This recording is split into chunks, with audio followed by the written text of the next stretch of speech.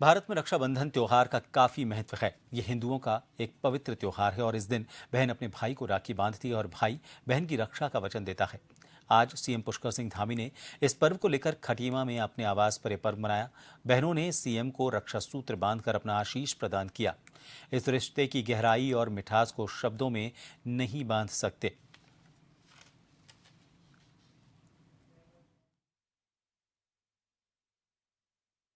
रक्षाबंधन के त्योहार पर देहरादून स्थित दून अस्पताल में भाई बहन का पवित्र त्योहार मनाया गया।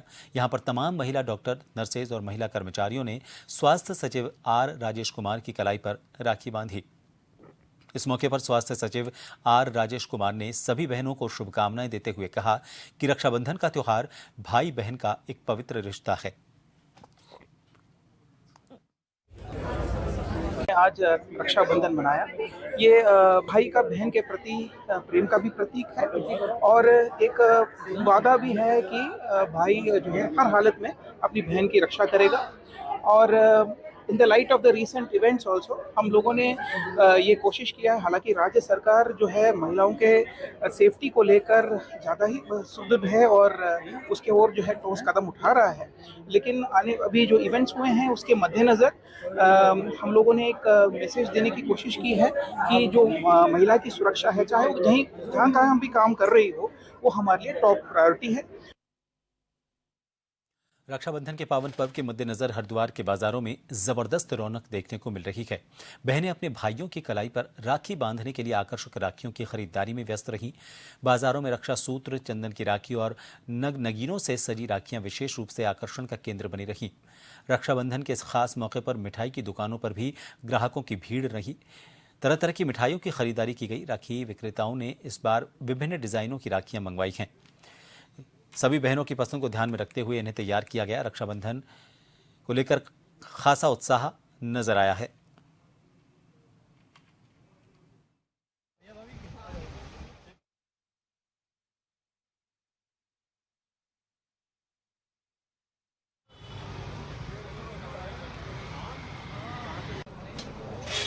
ओरिजिनल चंदन के अंदर जो राखी तुम्हें कहीं नहीं मिलेगी वो हम मंगाते हैं। रियल में है ये अंबिका की। और बाकी अमेरिकन डायमंड के अंदर कुंदन की राखियाँ, विशेष बच्चों की राखियाँ बहुत प्यारी होती हैं। उसमें हर साल कुछ ना कुछ खिलौने में बनवाते ज़रूर हैं। हमारे पास बहुत उत्साह रहता है, कस्टमर बहुत होता है हमारे पास, क्योंकि जो भी नया चाहता है वो आता ज़रूर है। राखियों का त्यौहार एक छोटा त्यौहार नहीं है, बहुत बड़ा त्यौहार है। विशेष मेन जोर घेवर में रहता है। किस तरह से? सेवियाँ भी होती हैं, मिठाइयाँ बंगाली भी होती हैं, मावे की भी होती हैं। अपने यहाँ कितने प्रकार की मिठाइयाँ मिल जाती हैं? मेरे यहाँ कम से कम होगी 50 तरह की मिठाई। कौन कौन सी मिठाई होती है जो लोग ज़्यादा खरीदारी करते हैं? मोस्टली तो घेवर चलता है आजकल, बाकी तो सभी बिकती हैं, लेकिन मोस्टली घेवर चलता है आजकल। उत्तराखंड के कैबिनेट मंत्री गणेश जोशी ने भी रक्षाबंधन के पर्व पर महिला पुलिसकर्मियों से राखी बंधवाकर त्योहार मनाया। महिला पुलिसकर्मियों ने एक एक कर गणेश जोशी की कलाई में रक्षा सूत्र बांधा और उनकी दीर्घायु की कामना की। इस अवसर पर गणेश जोशी ने कहा कि महिला पुलिसकर्मी अपने घर से दूर ड्यूटी कर अपने दायित्वों का निर्वहन कर रही हैं। ऐसे में फोर्स की महिलाओं से राखी बंधवाकर ये त्योहार मनाया गया। हालांकि पारिवारिक कारणों से गणेश जोशी बड़े स्तर पर रक्षाबंधन के पर्व को नहीं मना पाए, लेकिन उन्होंने पुलिसकर्मी बहनों को भरोसा दिलाया कि एक जन सेवक और भाई के रूप में वो हमेशा उनके साथ खड़े हैं।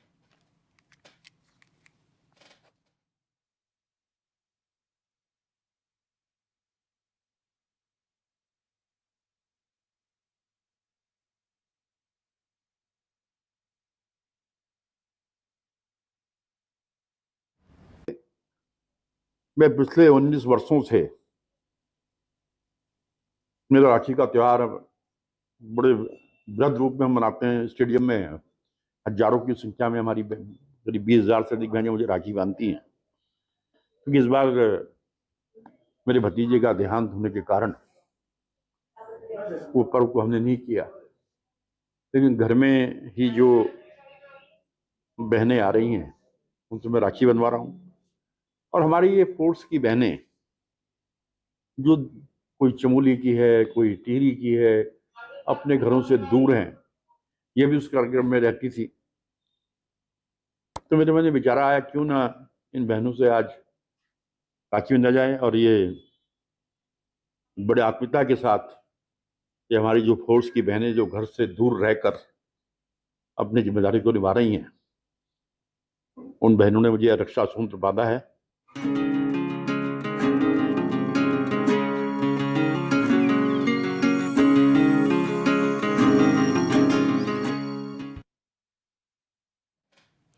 मुख्यमंत्री पुष्कर सिंह धामी ने आज रक्षाबंधन के अवसर पर चंपावत जिले के देवीधुरा स्थित मां वाराही धाम में लगने वाले बगवाल मेले में हिस्सा लिया। इस अवसर पर मुख्यमंत्री ने मां वाराही मंदिर में घंटी चढ़ाई और राज्य की खुशहाली और तरक्की की कामना की। मुख्यमंत्री मां वाराही धाम में 4 धाम 7 थोक के बीच फलों और फूलों से खेले जाने वाले विश्व प्रसिद्ध पाषाण युद्ध के साक्षी बने। इस वर्ष पाषाण युद्ध करीब 11 मिनट तक चला। मुख्यमंत्री ने इस अवसर पर घोषणा की कि रीठा में रतिया नदी में बाढ़ सुरक्षा का निर्माण कार्य और वैकल्पिक अप्रोच रोड का निर्माण कार्य किया जाएगा और मानस खंड कॉरिडोर के अंतर्गत वाराही मंदिर के छूटे हुए अवस्थापना कार्यों के सम्मिलित उनको किया जाएगा। मुख्यमंत्री ने विभिन्न विभागों द्वारा लगाए गए स्टॉल्स का अवलोकन भी किया।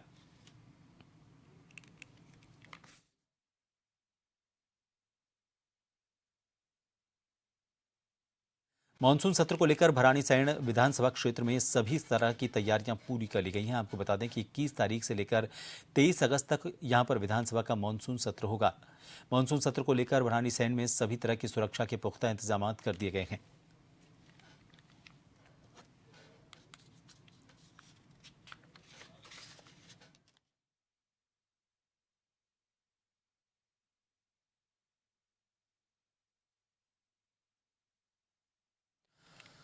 देहरादून से खबर है, उत्तराखंड में राज्य आंदोलनकारियों को सरकारी नौकरियों में 10% क्षैतिज आरक्षण देने वाले विधेयक को राज्यपाल लेफ्टिनेंट जनरल गुरमीत सिंह ने मंजूरी दे दी है।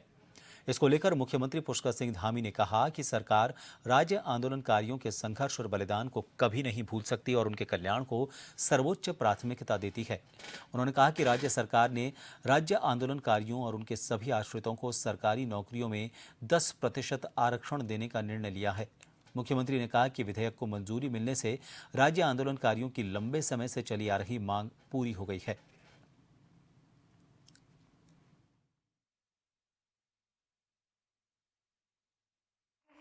हमने पहले ही कहा था कि उत्तराखंड आंदोलनकारियों के हक सुरक्षित रहने चाहिए, उनको आरक्षण का लाभ मिलना चाहिए। राज्य निर्माण में उनकी भूमिका है। निश्चित रूप से हमने जो सरकार कहती है वो करती है। हम शुरू से कहते आए हैं कि राज्य आंदोलनकारी हमारे लिए प्राथमिकता में है, महिलाएं हमारी प्राथमिकता में। हमने वो भी आरक्षण किया था और यह भी आरक्षण कर दिया है। कांग्रेस ने केंद्र सरकार पर विपक्षी दलों के नेताओं के खिलाफ केंद्रीय जांच एजेंसियों के दुरुपयोग का आरोप लगाया है। इसके विरोध में कांग्रेस 22 अगस्त को प्रदेश अध्यक्ष करण माहरा के नेतृत्व में देहरादून स्थित ईडी कार्यालय का घेराव करेगी। कांग्रेस के प्रदेश उपाध्यक्ष सूर्यकांत धस्माना ने कहा कि जिस प्रकार केंद्रीय जांच एजेंसियों का दुरुपयोग विपक्षी दल के नेताओं को परेशान करने के लिए किया जा रहा है, उससे इन एजेंसियों की विश्वसनीयता पर सवाल उठ रहे हैं। इन एजेंसियों के दुरुपयोग का कांग्रेस पुरजोर विरोध करती है। इसके विरोध में प्रदर्शन और घेराव कार्यक्रम का आयोजन किया जा रहा है। इस घेराव कार्यक्रम में कांग्रेस के तमाम वरिष्ठ नेता मौजूद रहेंगे।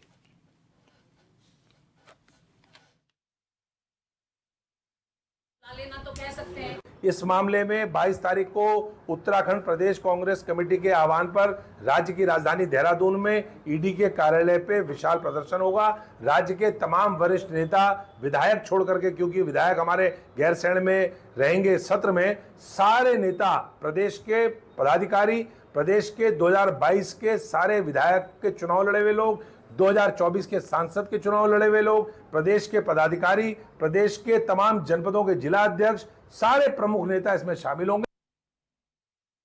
छोटे से ब्रेक के लिए रुकेंगे। आप देखते रहिए जन टीवी।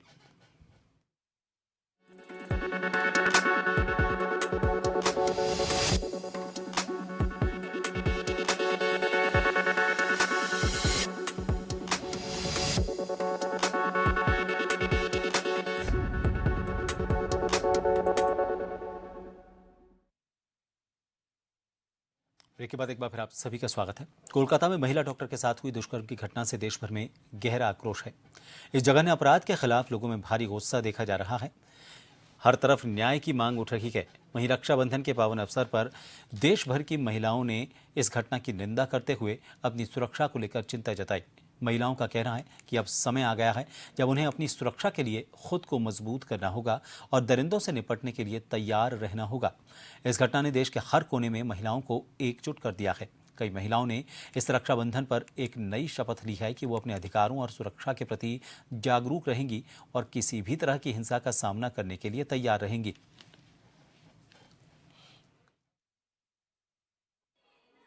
रक्षाबंधन है आज, तो भाई बहन का तो एक त्यौहार होता ही है।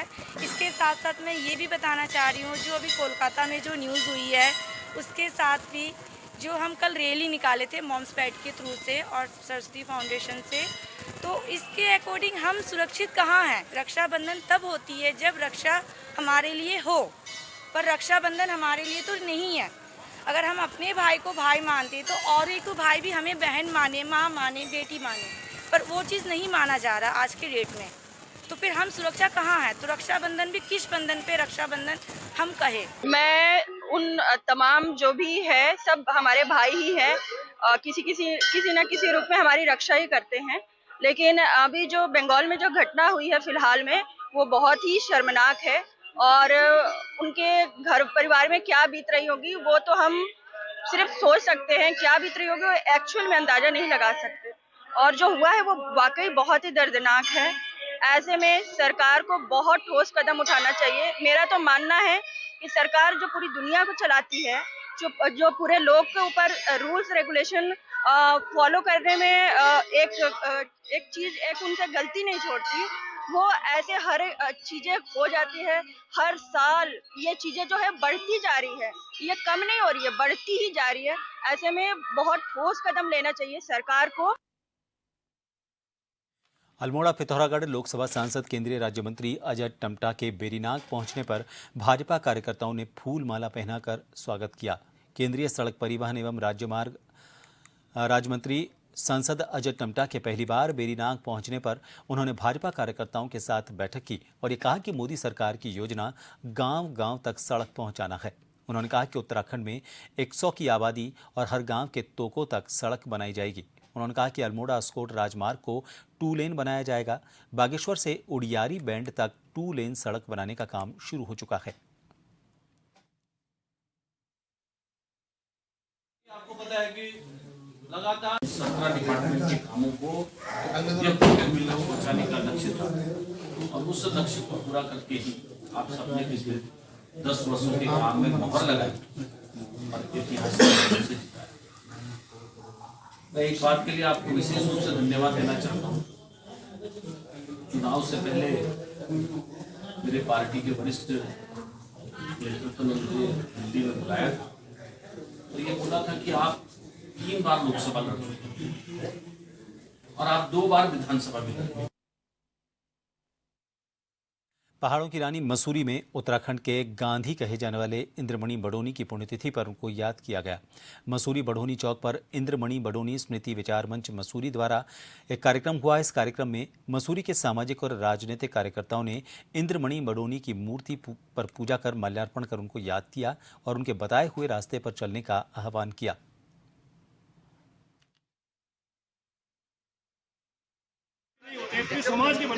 पहाड़ के गांधी स्वर्गीय इंद्रमणि बडोनी जी की पुण्यतिथि पर उनको अपने श्रद्धा सुमन अर्पित करते हैं और इस आशा और विश्वास से कि गांधी इंद्रमणि बडोनी जी एक विचार बनकर जो है पूरे राज्य के अंदर जो है अस्तित्व में आए और राज्य में अस्तित्व में आने के बाद स्वर्गीय गांधी जी ने अपने गांव अखोड़ी हिंदों से चलकर जो है इस पूरे उत्तराखंड राज्य को प्राप्ति का आंदोलन लड़ा।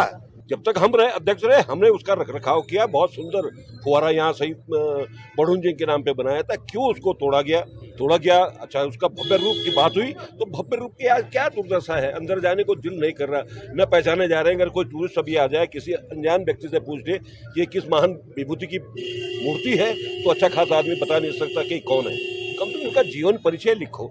हम कई बार इस बात के लिए कह चुके कि ऐसी उनका मूर्तियों का रखरखाव होना चाहिए, उनकी यादगार होनी चाहिए, उनके शिलापट होने चाहिए, उस पर लिखा होना चाहिए कि इन्होंने क्या किया, ये कौन है, क्या है। अब यहाँ पर इंद्रमणि बडूनी जी का वो दे रखा है, न लाइट की व्यवस्था है, न कहीं शिलापट है, न कहीं उनकी इतिहास कहीं उनका लिखा हुआ है। तो ये बड़ी दुर्भाग्य की बात है। जहाँ तक प्रशासक की बात है, नगर पालिका प्रशासक जब बिठाते हैं तो वो ड्यूटियां भी उनकी होनी चाहिए, केवल कुर्सी तोड़ने के लिए बैठते यहाँ पर। आए, कुर्सी तोड़े, ऑर्डर किया और चले गए, इसलिए नहीं है। मेरा साफ मानना यह है कि हमारे प्रदेश सरकारों को एक ऐसा भी नियम पास करना पड़ेगा कि जो आईएएस यहाँ लगे, जो आईएएस यहाँ आए, ड्यूटी में आए, उससे पहले पाठ पढ़ाया जाए कि जिस प्रदेश तुम ड्यूटी कर रहे हो वहाँ के महापुरुष कौन है, वहाँ के जो शहीद हुए हैं वो कौन है, इंद्रमणि बडूनी कौन है। इनको पता ही नहीं है कि इंद्रमणि बडूनी कोई है, इनको पता ही नहीं पुण्यतिथि यहाँ पर है। रामनगर कोतवाली पुलिस ने नशे के खिलाफ अभियान चलाते हुए एक नशे के सौदागर को गिरफ्तार करते हुए उसके कब्जे से 10 किलो से ज्यादा गांजा बरामद किया है। कोतवाल अरुण कुमार सैनी ने बताया कि कोतवाली के वरिष्ठ उप निरीक्षक मनोज नयाल ने ग्राम चोरपानी के पास रेलवे मैदान के पास से राममोहन निवासी शिवलालपुर रामनगर को 10 किलो 160 ग्राम गांजे के साथ गिरफ्तार किया। उन्होंने बताया कि आरोपी के खिलाफ संबंधित धारा के तहत मुकदमा दर्ज कर उसे कोर्ट में पेश करने की कार्रवाई की गई है। उन्होंने कहा कि पुलिस का नशे के खिलाफ अभियान लगातार जारी रहेगा।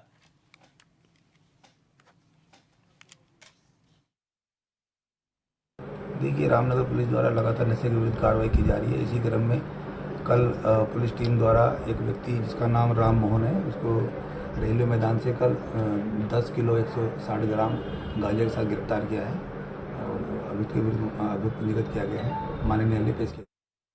उत्तराखंड नशा मुक्त अभियान में उधम सिंह नगर पुलिस और एंटी नारकोटिक्स की संयुक्त टीम को सूबे की सबसे बड़ी सफलता हाथ लगी है।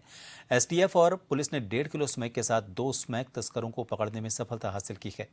तस्करों के पास से एक अवैध 315 बोर का तमंचा और 6 कारतूस बरामद हुए हैं। नशे की रोकथाम में उत्तराखंड में ये सबसे बड़ी कार्रवाई बताई जा रही है। अंतर्राष्ट्रीय बाजार में पकड़ी गई स्मैक की कीमत लगभग 1 करोड़ 50 लाख रुपए बताई जा रही है।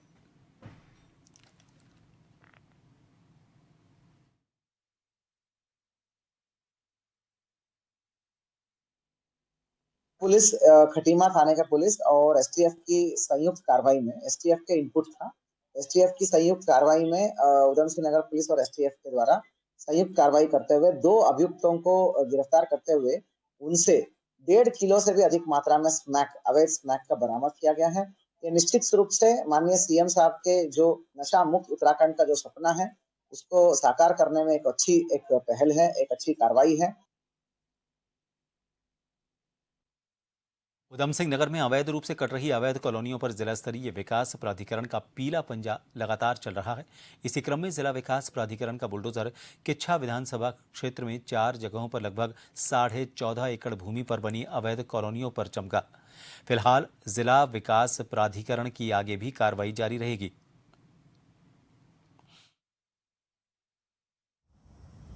जिला विकास प्राधिकरण उधम सिंह नगर का निरंतर प्रयास रहता है कि जो नियोजित विकास है उसको अपने क्षेत्र अंतर्गत बढ़ावा दिया जाए और साथ ही साथ प्राधिकरण की ओर से मैं अपेक्षा और साथ ही साथ अनुरोध करूंगा सभी लोगों से कि वे आवासीय भूखंडों में निवेश करने से पूर्व ये जांच लें कि जिस प्रोजेक्ट में वो निवेश कर रहे हैं वो रेरा अप्रूव्ड हो और प्राधिकरण से उसका तलपट मानचित्र स्वीकृत हो और ऐसे लोग कहीं भी जोखिम भरा निवेश और गलत जगह निवेश करने से। नानक सागर डैम में अपने दोस्तों के साथ नहाने गए युवक की पानी में डूबने से मौत हो गई। आसपास के लोगों की मदद से इस युवक के शव को बाहर निकाला गया। पुलिस को सूचना दी गई। पुलिस ने शव को अपने कब्जे में लेकर सामुदायिक स्वास्थ्य केंद्र सितारगंज पहुंचाया, जहां डॉक्टरों ने उसे मृत घोषित कर दिया। युवक के डूबने का एक वीडियो भी सामने आया है। नाम का 21 साल का लड़का जिसको यहाँ अस्पताल में लाया गया था, मृत अवस्था में लाया गया था, जिसकी डूबने से मौत हुई है। पुलिस को सूचना भेज दी गई है। आगे प्रक्रिया पुलिस पोस्टमार्टम में जो भी होती है आगे प्रक्रिया पुलिस कार्रवाई करने के साथ होती है। और इन सभी खबरों के साथ फिलहाल के लिए इस बुलेटिन में इतना ही। नमस्कार।